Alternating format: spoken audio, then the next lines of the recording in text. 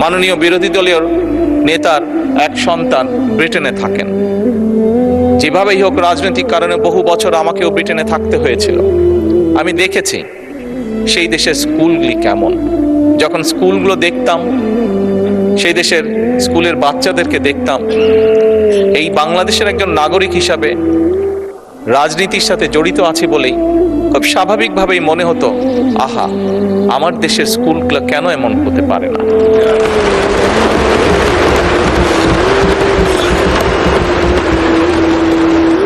মাননীয় স্পিকার,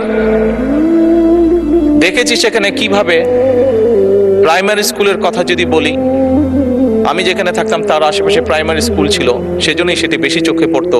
সকালে এবং বিকালে যদি কোথাও বেরোতাম, দেখতাম যে বাচ্চারা যাচ্ছে, দেখতাম বাচ্চারা কি সুন্দর কাপড় চোপড় পরে যাচ্ছে, পায়ে জুতো, মোজা, সুন্দর শার্ট প্যান্ট, যার যেটি স্কুল ড্রেস সেটি পরে যাচ্ছে।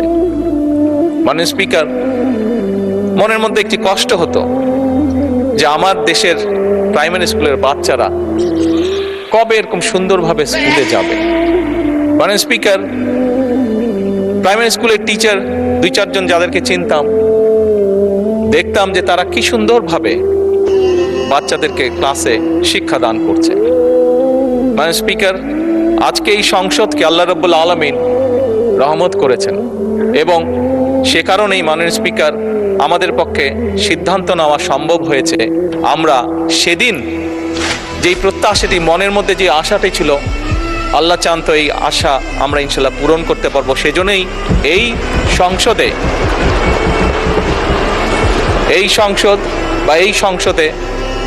মাধ্যমে যে সরকার গঠিত হয়েছে, মাননীয় স্পিকার, এই সরকার সিদ্ধান্ত গ্রহণ করেছে এবং কাজও শুরু করেছে।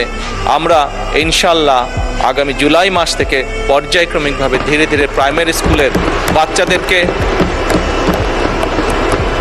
স্কুল ব্যাগ দিব, পর্যায়ক্রমিকভাবে বাচ্চাদের আমরা স্কুল ড্রেস দিব এবং পর্যায়ক্রমিকভাবে মাননীয় স্পিকার আমরা বাচ্চাদেরকে জুতার ব্যবস্থা ইনশাল্লাহ করব।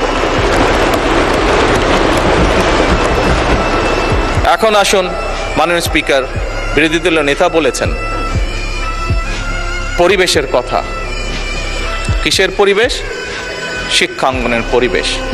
উনি ওনার কিছু কনসার্ন এক্সপ্রেস করেছেন।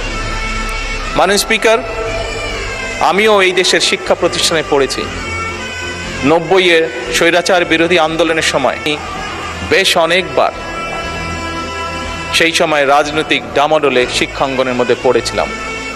2-1 বার বেশ সিরিয়াস অবস্থার মধ্যে পড়ে গিয়েছিলাম।